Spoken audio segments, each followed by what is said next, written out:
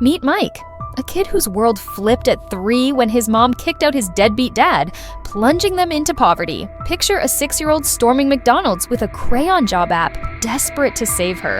In a ritzy school, he battled rich jerks like Ryan, hid his ragged life, and clawed for glory. Can this broke underdog defy the odds and claim his worth? Welcome to Tales Revealed. Let's get started. Hey, I'm Mike. Picture this. I was barely 3 years old when my amazing mom kicked out my terrible dad. Seriously, he was the worst, and she deserved so much better. The catch? We were completely broke. My mom worked herself to exhaustion with 2 jobs, but it was never enough to cover everything. School supplies, clothes, even just keeping a roof over our heads. I was desperate to help her, so at 6 I marched into McDonald's and applied. Can you imagine? The adults were practically rolling on the floor laughing. My application was filled out entirely in crayon. I was so frustrated. I wanted to be grown up already. When my mom found out, she hugged me tight and said, "Sweetheart, the best thing you can do is excel in your studies. No need to get a job. You're so adorable." From that day on, I focused completely on school. I poured my heart into getting top grades, and by the time I was 12, I was leading the entire school district. That's how I earned a full scholarship to the richest, most prestigious school in town. Leaving my friends behind was tough, but who could turn down a free education? So I entered this world of luxury, and let me tell you, it was a completely different universe. Clean streets, mansions everywhere, and the people, let's just say meaner than junkyard dogs. Leading the pack of troublemakers was Ryan. His father owned the school, and he did whatever he wanted. On my very first day, I saw him push a kid off his bike just for fun. I jumped in to help the kid up and told Ryan to get lost. Well, the new kid," he sneered. "Do you have any idea who I am? A complete jerk?" I shot back, and a few people snickered. Ryan's face turned red as a tomato. "I'm your worst nightmare," he whispered, and he wasn't joking. For 4 long years, he made my life a living hell. Name-calling, stolen books, nasty rumors. You name it, he did it. Once, he even pulled the fire alarm and blamed it on me. Of course, the teachers believed him. A week of detention? Seriously, I barely had time for that mess. I was studying intensely and working a night job to help my mom. We were really struggling, and I did everything I could to hide that from the other kids at school. Whenever they asked about my parents, I would lie. They're computer moguls, super rich. I searched for the best clothes in donation bins, meticulously checking for any flaws. But one day, I missed a small tear on my coat, and Ryan pounced. "Torn clothes? How pathetic are you? Too poor to afford the basics?" The thing was, many of the other students actually liked me. I tried to be funny, friendly, and never bullied anyone. Ryan hated that. And to make matters worse, I always got better grades than him. The day of the awards ceremony, where the top students were being recognized, all hell broke loose. "There's no way that loser won first place. He cheated," Ryan shouted. "Excuse me? I beat you fair and square," I said. Next thing I knew, Ryan charged at me and tried to rip the medal off my neck. "Give it to me, give it." "No way." I pushed him back and he went sprawling. Some people started laughing and he began hysterically yelling, "Ah, he hurt me, I sprained my leg." This guy was a master manipulator. The teachers dragged us both to the principal's office and I got the lecture of my life. "I want him expelled," Ryan's roared. "Mike is our best student. We can't just get rid of him," the principal replied. "How dare you hit my son?" "Ryan attacked me first," I protested. "So what?" the assistant vice principal barked. "You never hit back. You hurt him. He's faking it. He's just trying to get me in trouble."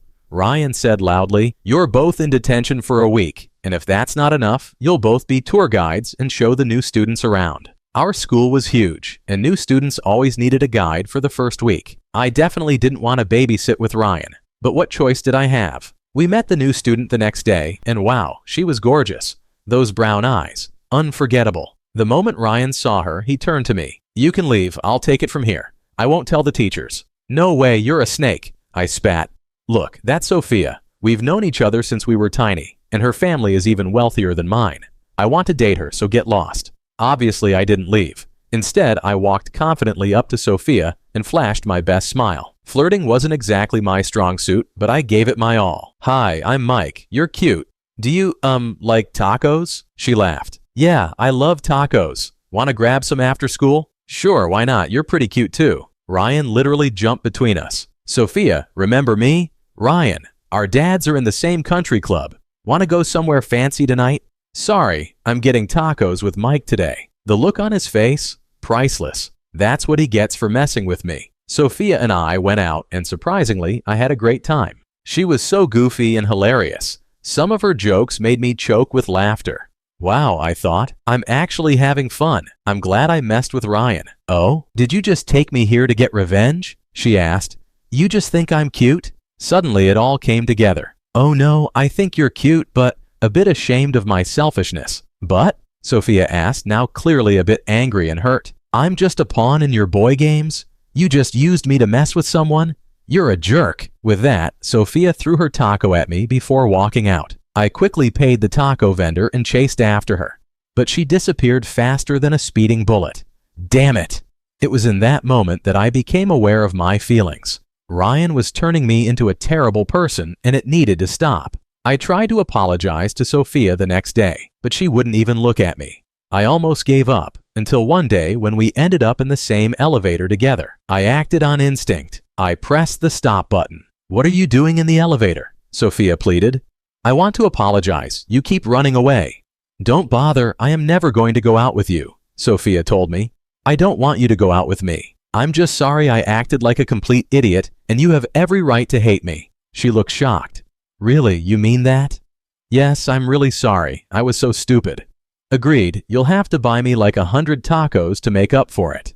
Does that mean we can be friends? Yeah, okay, I forgive you. Yes, all 100 tacos were worth it because Sophia was amazing. She was kind, funny, and most importantly, she was a really good friend and always there to help her friends with their troubles. And I felt like I could tell her almost anything. Almost. One day, Sophia asked Damai what my parents did for a living, and I felt real fear. If she finds out I'm poor, she won't like me. I lied quickly, hoping this would go away. But one day, Sophia wanted to walk me home, and I was trapped. I had to take her to a random mansion and pretend it was mine. I went inside and hid in the bushes until she went away, but that wasn't crazy enough.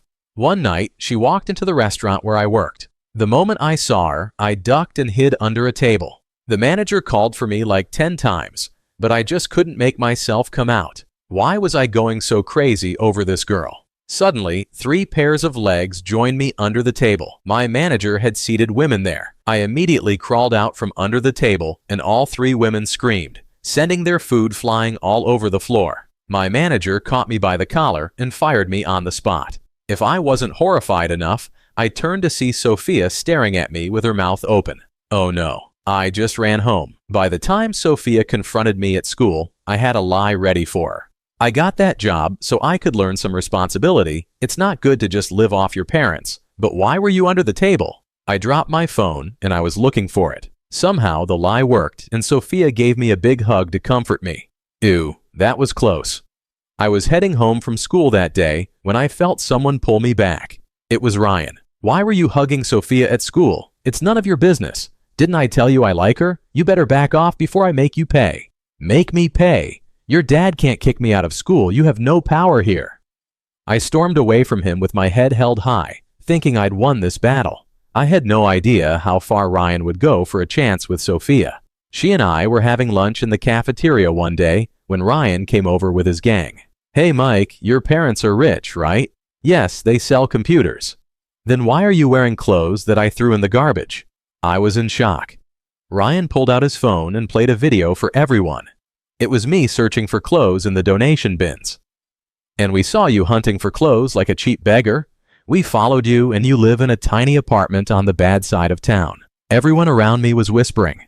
I couldn't even bear to look up at Sophia. My secret was finally out. So what do your parents really do? Do they even have jobs, or are they pathetic like you? I couldn't take it anymore. I got to my feet and punched Ryan right in his face in front of everyone. I just lost it. I'm reporting you to my dad. Everyone saw that, right? He punched me. I was suspended for 2 weeks after that, which was just fine with me. I didn't want to go to school, I didn't want to study, and I didn't want to see anyone. I turned my phone off so none of my friends could reach me. I was locked in my room for a whole week until one day there was a knock on my door. Sophia was here. She saw me in my tiny apartment. I was wearing old faded hand-me-downs. What are you doing here? How did you find me? I can track people. Why didn't you answer my calls? I was worried. Maybe I'm embarrassed and want to be alone. You shouldn't be embarrassed for being poor. You should be embarrassed for lying to me about it. Oh, I should have told you the truth, that my mom's a waitress and a janitor, that my dad abandoned us and we live like beggars. Which part makes you want to go out with me? She looked shell-shocked. Wait, you want to go out with me? I never said that. Just leave me alone, Sophia. I went into my room and slammed the door shut. I wanted to be anyone else except me right now. It got so much worse when I opened Instagram and saw pictures of Ryan and Sophia together. I guess she found someone who could take care of her the way she deserved. I was in the worst mood of my life when I started school again. Sophia tried to talk to me a few times, but I just ran away from her. I thought I could just avoid her forever until one day we ended up on the same elevator alone. She punched the stop button and the elevator came to a halt. How long are you going to ignore me, Mike? You're driving me crazy. I don't want to talk to you about my lies. I don't want to hear about your dates with Ryan. We're not dating, you idiot. I only took those selfies because he literally begged me. I like you. It took me a few seconds to process that. You like me? Are you blind? I've liked you since the first day we met. It doesn't matter. We can't be together, Sophia. I'm poorer than your gardeners. I have nothing to offer you. You have everything to offer me. You're a good friend. You're an amazing son. You're clever and you're handsome. I was speechless. Sophia grabbed my collar and gave me a full kiss on the lips. When Sophia's lips left mine, the whole world seemed to stop spinning. All my worries about the differences between us, about money, about social status, they all disappeared in that moment. I don't care if you're rich or poor, Sophia whispered. I only care about who you really are. Someone who always works hard for his mother. Someone intelligent and kind despite facing many difficulties. We pressed the restart button on the elevator and stepped out with our hands intertwined. Of course, things weren't that easy. Ryan almost went crazy when he saw us together. He tried everything to separate us, from spreading rumors to threatening to get me expelled. But this time, I wasn't afraid anymore. Sophia stood by my side, and our friendship had grown stronger through each challenge. One day, she even took me home to meet her parents. I was so nervous I could barely breathe. But surprisingly, they were very kind and warm. Son, Sophia's father said, Sophia told us that you're at the top of your class despite having to work to help your mother. That's admirable. A few weeks later, the unbelievable happened. My mother was invited for an interview at one of Sophia's father's companies. With her experience of hard work and determination, she was hired for a management position with a salary 3 times higher than her 2 previous jobs combined. Life gradually became easier. We moved to a better apartment. Mom had more time to rest, and I could focus on studying without worrying about money anymore. Ryan gradually became less aggressive, especially when his father and Sophia's father had serious conversations about his son's behavior. In our senior year, I received a full scholarship to one of the country's top universities. Sophia was also accepted to the same school. On prom night, as we danced the last waltz, I looked into her eyes and saw the open future ahead. Thank you, I said, for not letting me give up. And thank you, she replied, for teaching me that a person's true value doesn't lie in their bank account. That day, I learned the most valuable lesson of my life. Never be ashamed of where you come from. Never define yourself by what you don't have, and always be true to yourself. Sometimes we think we need to create a perfect image to be loved, but the truth is, people who really care about you will love you for who you really are, both strengths and weaknesses. And Ryan, I still see him sometimes. He became less arrogant after all those experiences. Maybe someday we might even become friends, but that's a story for another day. If you loved this story, don't forget to hit that like button and subscribe to the channel for more. And hey, don't miss the video that's right here on your screen. It's one you won't want to skip. See you in the next one.